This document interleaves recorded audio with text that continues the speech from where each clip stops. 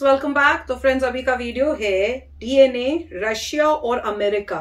India को Ukraine संकट पर किसका साथ देना चाहिए, यूक्रेन क्राइसिस रिलेशन। तो वही है ना, हर के दिमाग में यही क्वेश्चन आ रहा है और सब यही बोल रहे हैं भैया इंडिया किसकी साइड लेगा। कई कहते हैं कि भाई यूक्रेन की साइड लेनी चाहिए और कई कहते हैं नहीं रशिया की साइड लेनी चाहिए। तो देखते हैं कि हमसे हमारे साथ क्या शेयर करते हैं। तो वीडियो शुरू करते हैं। वीडियो शुरू करने से पहले अगर आप चैनल पर नए हो और आपने अभी तक सब्सक्राइब नहीं किया तो जल्दी से पहले सब्सक्राइब के बटन और बेल आइकन को क्लिक कर लो ताकि आपको हमारे सारे न्यू वीडियोस के नोटिफिकेशन मिल जाए जैसे हम अपलोड करें। और अगर वीडियो पसंद आए तो please do like and share. तो चलो शुरू करते हैं।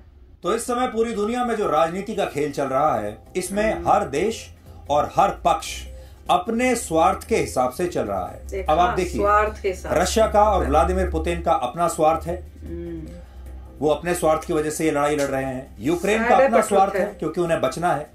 नेटो देशों का अपना स्वार्थ है और अमेरिका का अपना स्वार्थ है। ये सारे के सारे स्वार्थी देश हैं और स्वार्थी पक्ष हैं। लेकिन ये भारत से ये चाहते हैं कि भारत अपना स्वार्थ छोड़कर निस्वार्थ होकर दुनिया की शांति के लिए काम करें। तो आज हम ये कहना चाहेंगे कि भारत को भी सबसे पहले अपने हित देखने चाहिए।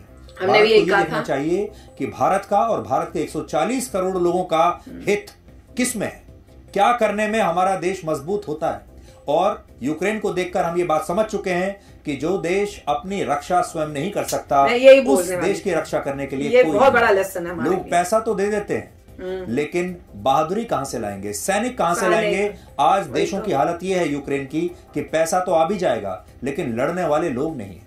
आज वो तमाम लोग जो यूक्रेन के साथ बहुत सहानुभूति दिखा रहे हैं और कह रहे हैं कि भारत को कुछ करना चाहिए उसे बचाने के लिए, आज हम उन्हें ये याद दिलाना चाहेंगे कि यूक्रेन ने न तो परमाणु परीक्षण के मुद्दे पर भारत का साथ दिया था और न ही आतंकवाद के मुद्दे पर कभी वो भारत के साथ खड़ा हुआ है।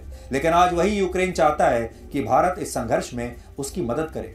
भारत में यूक्रेन के राजदूत ने प्रधानमंत्री मोदी से इस मामले में हस्तक्षेप करने की मांग की है और कहा है कि अगर भारत चाहे तो इस तनाव को कम करने में यूक्रेन की काफी मदद कर सकता है। इसके अलावा अमेरिका भी भारत पर इस बात के लिए दबाव बना रहा है कि उसे रशिया के हमले की निंदा करनी चाहिए, चुप नहीं बैठना चाहिए।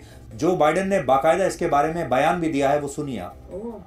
देखो, ये मैंने देखा है। The Russian military has begun a brutal assault on the people of Ukraine without provocation, without justification, without necessity.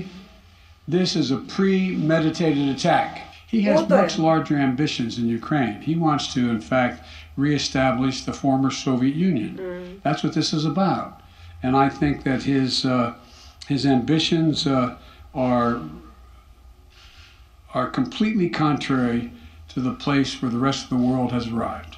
And Putin's aggression against Ukraine will end up costing Russia dearly, economically and strategically. We will make sure of that. Putin is the aggressor. Putin chose this war. And now he and his country will bear the consequences. I don't know how many world leaders Putin may listen to. But the status of Modi ji makes me hopeful that in case of his strong voice, Putin at least should think over. ये सब की बातें सुनकर थोड़ी देर के लिए अच्छा महसूस भी होता है। एक भारतीय होने के नाते थोड़ा गर्व भी होता है, अच्छा लगता है। और अच्छा क्यों लगता है कि आज इतना बड़ा युद्ध चल रहा है जो कि एक वर्ल्ड वॉर भी की शक्ल भी ले सकता है और उसमें भारत एक बहुत ही महत्वपूर्ण प्लेयर की भूमिका में आ रहा है। अब आप देखिए, अमेरिका भी कह रहा है कि हम भारत से कंसल्ट करेंगे, हम भारत से बात करेंगे और भारत को वो चाहते हैं कि भारत उसका साथ दे। व्लादिमीर पुतिन ने कल रात को ही प्रधानमंत्री मोदी को फोन किया और उन्हें पूरी स्थिति के बारे में सारी जानकारी दी। यूक्रेन के जो राजदूत हैं दिल्ली में, भारत में, वो कह रहे हैं कि भारत एक बहुत बड़ा रोल निभा सकता है। यानी इसका मतलब यह है कि दुनिया की तमाम बड़ी शक्तियां आज ये सोचती हैं कि इस पूरी युद्ध में भारत एक बहुत बड़ी भूमिका निभा सकता है। और यही तो हम चाहते थे। एक भारतीय को यह अच्छा लगेगा कि सारे इतने बड़े बड़े देश, सुपर पावर्स आज भारत की तरफ देख रहे हैं। लेकिन यहां एक बड़ा सवाल यह है कि इन देशों ने आज तक आतंकवाद के मुद्दे पर भारत को क्या सहयोग दिया है। कश्मीर के मुद्दे पर भारत के लिए आज तक इन देशों ने क्या किया है। और जब गलवान में चीन ने एक सोची समझी साजिश के तहत हमारी जमीन पर हमला किया था, हमारे सैनिकों पर हमला किया था, तब भी ये तमाम देश भारत की मदद के लिए आगे नहीं मदद के लिए नहीं आए थे, पर यूएसए ने सपोर्ट किया था और कहा था कि जवाब देना चाहिए, मुझे ये याद है। आज हमारे देश में इस बात पर बहस हो रही है कि इस युद्ध में भारत को अपनी भूमिका स्पष्ट करनी चाहिए और उसे यूक्रेन के समर्थन में रशिया के खिलाफ अपना विरोध दर्ज कराना चाहिए, क्योंकि रशिया ने आखिरकार एक स्वतंत्र देश पर हमला करके उस पर कब्जा कर लिया है, जो कि लोकतांत्रिक बिल्कुल नहीं है। और भारत तो हमेशा से लोकतंत्र का साथ देता है। यह बात इस आधार पर कही जा रही है कि अगर भविष्य में रशिया की तरह चीन ने कभी भारत पर हमला कर दिया और गलवान जैसी स्थिति दोबारा से पैदा हो गई, तब भारत दूसरे देशों से किस मुंह से यह बात कहेगा कि वो चीन के खिलाफ भारत की मदद करें। हमें मदद चाहिए, हम खुद सबसे स्ट्रांग होना चाहिए, कोई करेगा भी नहीं। थोड़ा सा बताना चाहते हैं। वर्ष 1998 में जब भारत ने पोखरण में परमाणु परीक्षण किया था, उस समय संयुक्त राष्ट्र की सुरक्षा परिषद में भारत पर कड़े आर्थिक प्रतिबंध लगाने के लिए एक प्रस्ताव लाया गया था। और इस प्रस्ताव को दुनिया के जिन 25 देशों ने पेश किया था, उनमें यूक्रेन प्रमुख देश था। यूक्रेन ने तब संयुक्त राष्ट्र के मंच से मांग की थी कि भारत के परमाणु कार्यक्रम को बंद करवा देना चाहिए और भारत पर कड़े आर्थिक प्रतिबंध लगने चाहिए और भारत को दुनिया से अलग थलग कर देना चाहिए। और यूक्रेन उस समय पाकिस्तान की भाषा बोल रहा था। इसलिए आज जब यह बात कही जा रही है कि भारत को यूक्रेन का समर्थन करना चाहिए, तो यह भी नहीं भूलना चाहिए कि भारत के परमाणु कार्यक्रम को रोकने के लिए यूक्रेन पाकिस्तान के साथ जाकर खड़ा हो गया था। और सोचिए, यूक्रेन पिछले 3 दशकों से पाकिस्तान को हथियार बेचने वाला सबसे बड़ा देश बना हुआ है। यानी पाकिस्तान के हथियारों की जरूरत यूक्रेन ही पूरी करता है। और 30 वर्षों में पाकिस्तान यूक्रेन से 12,000 करोड़ रुपए के हथियार खरीद चुका है। और आज पाकिस्तान के पास जो 400 टैंक हैं, वो यूक्रेन द्वारा ही उसे बेचे गए हैं। इसके अलावा यूक्रेन इस समय फाइटर जेट्स की टेक्नोलॉजी और स्पेस रिसर्च में भी पाकिस्तान की पूरी मदद कर रहा है।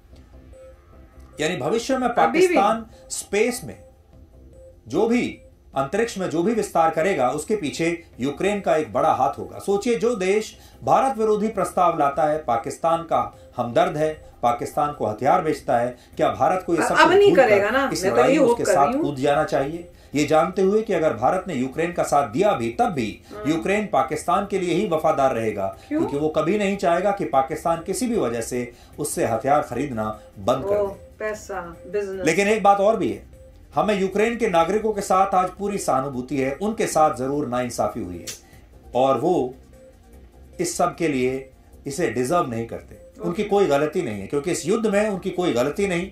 लेकिन आज आपको यूक्रेन का भारत विरोधी रुख भी हमेशा याद रखना चाहिए और यह बात समझनी चाहिए कि यूक्रेन एक ऐसा देश है जिसने कभी भारत का साथ दिया ही नहीं है। लेकिन इस संघर्ष में भारत के लिए 4 सीख छिपी हुई है। आज हमारे देश के लोगों को यूक्रेन के लोगों से यह सीखना चाहिए कि देश की रक्षा करने की जिम्मेदारी सिर्फ सेना की नहीं होती। कोई भी देश केवल सेना से नहीं बनता, वो सेना, सरकार, अफगानिस्तान के टाइम हमने बोला था हम लोगों, शक्ति से बनता है। देश अपने लोगों से बनता है, सेनाओं से नहीं बनता, हथियारों से नहीं बनता।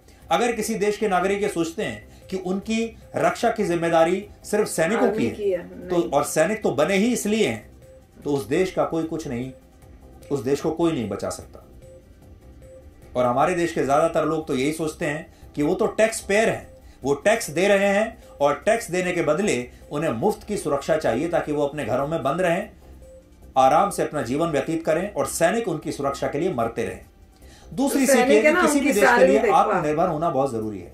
जो देश कमजोर होते हैं, दूसरे देशों पर निर्भर होते हैं, उनका हाल यूक्रेन और अफगानिस्तान जैसा होता है। इसलिए भारत के लिए सीख ये है कि आत्मनिर्भर भारत को होना चाहिए और अपनी सुरक्षा के लिए खुद काबिल होना चाहिए। इस युद्ध से पहले तक यूरोप में यह धारणा बन चुकी थी कि 21वीं सदी युद्ध की सदी नहीं है, यह आधुनिक युग है और इसमें अब युद्ध होने लगभग नामुमकिन है, युद्ध हो ही नहीं सकता। यह धारणा इतनी गलत भी नहीं थी, क्योंकि यूरोप में दूसरे विश्व युद्ध के बाद से अब तक कोई बड़ा युद्ध नहीं लड़ा गया। लेकिन इस संघर्ष से यह सीख मिलती है कि युद्ध कभी भी और कहीं भी शुरू हो सकता है और इसके लिए आपको हमेशा तैयार रहना चाहिए। और ये युद्ध हथियारों वाला युद्ध भी हो सकता है। इस समय कोई साइबर वॉर नहीं हुआ, कोई बायोलॉजिकल वॉर नहीं हुआ। युद्ध जो है पारंपरिक तरीके से हथियारों से लड़ा जा रहा है। और चौथी सीख ये है कि किसी भी देश को अपने फैसले अपने विवेक से लेने चाहिए। आज अगर यूक्रेन ने अमेरिका और ब्रिटेन के कहने पर अपने परमाणु हथियार नष्ट न किए होते तो शायद इस युद्ध में उसकी स्थिति अलग होती।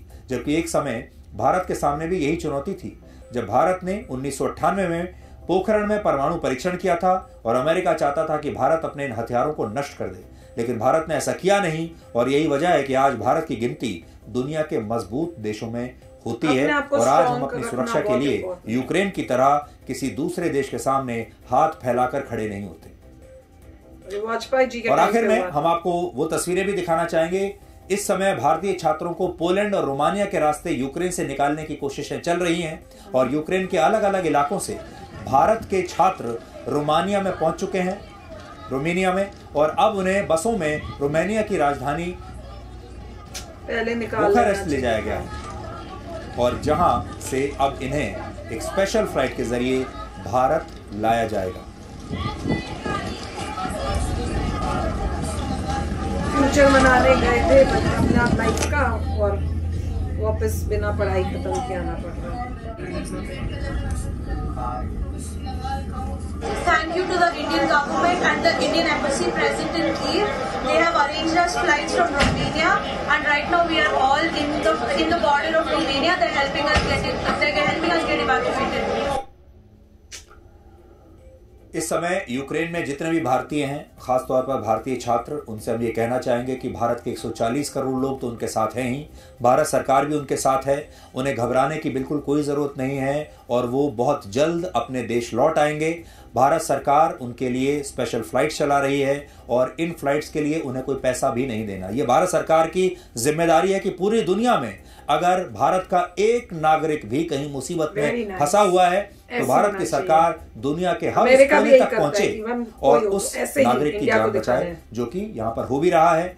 इन छात्रों के जो माता पिता हैं उनसे भी हम ये कहना चाहेंगे कि पैनिक करने से अभी कुछ नहीं होगा और वो धैर्य रखें और एक एक बच्चा और एक एक छात्र सकुशल बहुत जल्दी भारत लौट आएगा। कोशिशें लगातार चल रही है। तो फ्रेंड्स, एक वीडियो तो किया ही था हमने जिसमें था कि भैया क्या इंडिया को यूक्रेन का साथ देना चाहिए या कि उसको रशिया का साथ देना चाहिए।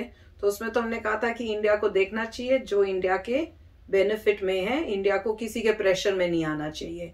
और बेस्ट अब इस टाइम पे मुझे तो लगता है अभी न्यूट्रल रह के इंडिया को देखना चाहिए कि हो क्या रहा है, एंड उसके बाद एज सिचुएशंस आगे आगे होती है तो पता चलेगा कि क्या है एग्जैक्टली और फिर अपना स्टैंड अगर लेना है तो ले सकता है। उन्होंने खास कॉल भी किया विच वाज वेरी नाइस, बताने के लिए कि सिचुएशन कैसी है। और डेफिनेटली मोदी जी ने जो हमारे इंडियंस हैं जो वहां पे हैं, स्टूडेंट्स हैं, उनके बारे में भी कि क्या हम इवैक्यूएट करना चाहते हैं, उनको वापस लाने, उसके बारे में भी बात की होगी। और डेफिनेटली जो है पुतिन ने कहा होगा कि आप उनको निकाल के ले आओ, we will be helping you in this matter, कि उनको कुछ होना। तो ये सब मेरे ख्याल से किया गया होगा because of good relationship with Russia also. देखो भाई, अमेरिका का रशिया के साथ तो प्रॉब्लम्स शुरू से ही हैं, तो ऑब्वियसली अमेरिका तो बोलेगा कि आप हमारा सपोर्ट दो। और ये कहना कि भाई क्योंकि रशिया ने बहुत हमारा पीछे से, भाई बात तो सच है कि हेल्प तो की है उन्होंने बहुत। जब कोई नहीं था और अमेरिका हमारे अगेंस्ट होता था तो Russia was a true friend. और अभी भी ऐसी सिचुएशन नहीं हुई कि रशिया धीरे धीरे चाइना की तरफ या पाकिस्तान से मिलना, वो तो शुरू हो गया है, पर ऐसा कुछ नहीं है कि वो टोटली रशिया जो है उनकी साइड हुआ है। तो कई सिचुएशंस में दिख रहा है कि जब ऐसी सिचुएशन होती है तो रशिया उनको पीछे करके इंडिया को भी प्रेफरेंस देता है। इंडिया अब जो है यूरोपियन कंट्रीज और अमेरिका के साथ भी अलाई बन रहा है, तो बहुत सोच समझ के करना चाहिए, क्योंकि इसमें सब यही दिख रहा है कि भाई ये सब जो है पॉलिटिक्स है और आप ये चीज दिल से नहीं हो सकती। हम लोग तो दिल से सोचते हैं ना एज ह्यूमंस, हम तो दिल से, पॉलिटिक्स दिल से नहीं है, दिमाग से है। It's all about business, it's all about कि भैया कहाँ उस कंट्री को फायदा हो रहा है। सुन के सोच के बुरा लगता है, पर ऐसे लग रहा है कि आज का ट्रुथ यही है। तो इंडिया को वही करना चाहिए जो इंडिया के बेनिफिट में हो, और वही सारी कंट्रीज भी कर रही हैं। अब यूक्रेन के लिए कोई आके किसी ने अपनी मिलिट्री तो नहीं भेजी ना, खड़े तो हो रहे कि नहीं ये गलत हो रहा है, पर मिलिट्री तो किसी ने, सच्चाई तो यही है कि किसी ने मिलिट्री नहीं भेजी। तो क्यों नहीं भेजी, तो उसके बहुत रीजंस हैं और वो हमें बताते। तो फिर भैया अगर वहां से कोई इतना नहीं हो रहा तो फिर इंडिया खाली क्यों? ये है कि भैया इंडिया एक मीडिएटर बन सकता है कि एक पीसफुल टॉक से इसको रिजॉल्व करने में इंडिया का बहुत इंपॉर्टेंट हाथ होगा, मुझे ऐसा फील हो रहा है। तो देखते हैं अब आगे न्यूज में कि क्या होगा। होप तो यही है, एवरीथिंग इज पीसफुली रिजॉल्व, क्योंकि वॉर में मैं तो यही कहूंगी आम इंसान ही जो है वो ही सफर करता है। तो चलो फ्रेंड्स, चलती हूँ, मिलूंगी नेक्स्ट वीडियो में बहुत ही जल्द। Till then please take care and bye bye. तो अगर आप मेरे इस चैनल पे नए हो तो जल्दी से सब्सक्राइब के बटन को हिट करो और बेल आइकन को क्लिक करो, ताकि आपको मेरा जब नया वीडियो मैं लगाऊं आपको उसके बारे में जल्दी से पता चल जाए।